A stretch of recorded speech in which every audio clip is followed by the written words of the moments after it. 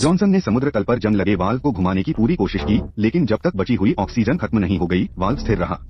जब दोनों हार मानने ही वाले थे, वाल्व अचानक ढीला पड़ने लगा।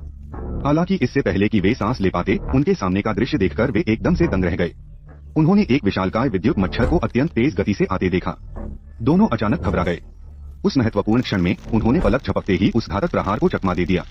यह देखकर कि विद्युत मच्छर फिर से हमला करने वाला है, दोनों ने जल्दी से अपनी गति बढ़ा दी। आखिरी क्षण में उन्होंने सफलतापूर्वक वाल्व खोल दिया और फिर अपने साथियों को अंदर छिपने दिया। विद्युत मच्छर के उन पर झपटने से ठीक पहले जॉनसन जल्दी से कुएं में उतरा और उसके साथी ने प्रेशर रिलीफ वाल्व खोला।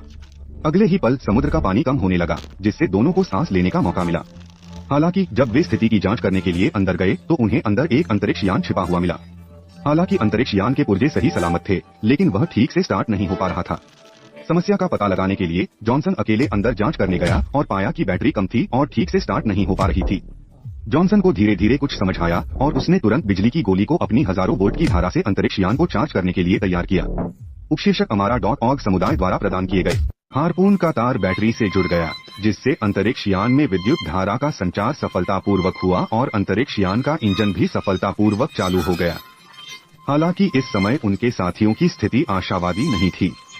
पृथ्वी की पपड़ी में भारी बदलाव के कारण दुनिया एक अभूतपूर्व आपदा से जूझ रही थी। जल्द ही वे सभी समुद्र में गिर गए और उनके साथ अनगिनत विशाल चट्टानें पानी की तलहटी से टकराने लगीं। कई लोगों को अचानक निराशा का एहसास हुआ। हालांकि उस महत्वपूर्ण क्षण में पानी से प्रकाश की एक किरण निकली। अप्रत्याशित रूप से वह जॉनसन था। कृपया मिंगजिंग और डायंडियन कॉलम को समर्थन देने के लिए लाइक, सब्सक्राइब, फॉरवर्ड और रिवॉर्ड करें।